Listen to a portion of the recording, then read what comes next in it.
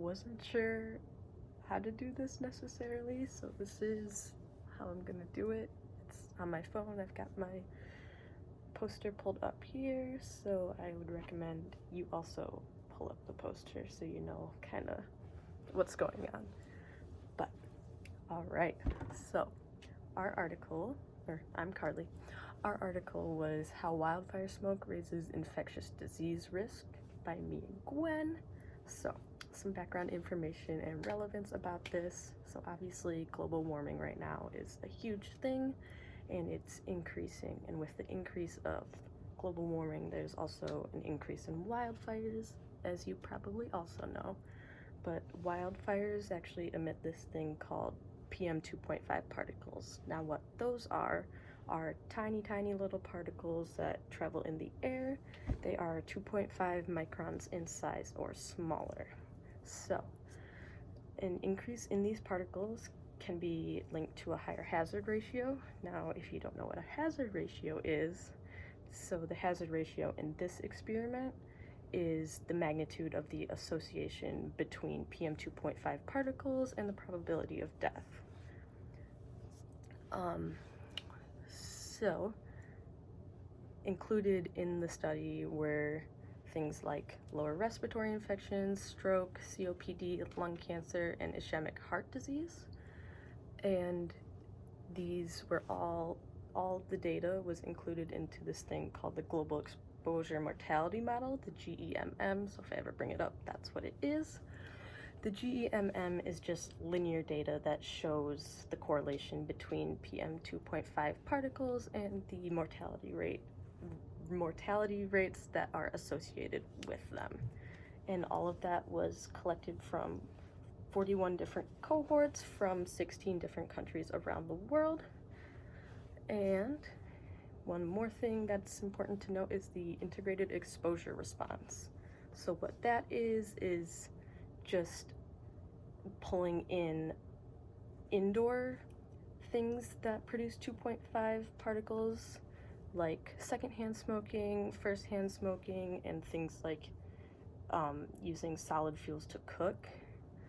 So we'll get to that later, but the hypothesis of this experiment was, does an increase in the production of PM 2.5 particles caused by wildfires also increase the rate of infectious diseases and the severity of said diseases? So, yes. Short answer, yes. The mortality rates connected to PM 2.5 particle concentration go up as concentration goes up. So if you look at the first graph with the blue line in it, obviously as the concentration on the x-axis goes up, the hazard ratio goes up, so the probability of death also goes up. And on the right, it just shows you these specific diseases that also increase in hazard ratio with the increase in concentration of PM 2.5 particles.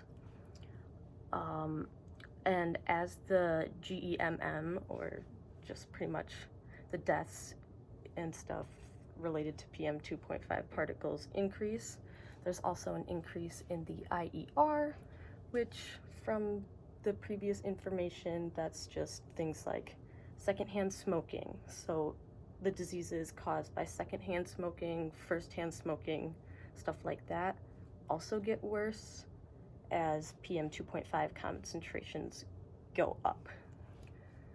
And in the very end of the study, they found, sorry, this is getting a little long, they found that a 100% decrease in the amount of 2.5 particles would obviously decrease the amount and the prevalence of deaths and diseases.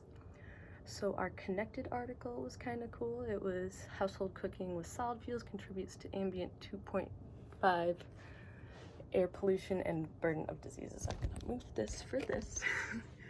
So pretty much what this found was in East Asia, where solid fuels used to be used in cooking a lot more 20 to 30 years ago, they have been decreasing significantly in the past 20 years, and they have found that with that, there have been 90,000 fewer deaths per year because of that.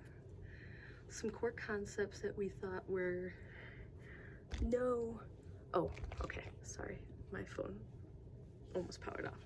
Some core concepts that we thought were linked to this were structure and function. So because of PM 2.5 particles structure, the small size of them and their ability to travel through the air, it is able to go in obviously through our mouths or nose when we breathe and stick to our lungs, which decreases the function of our lungs.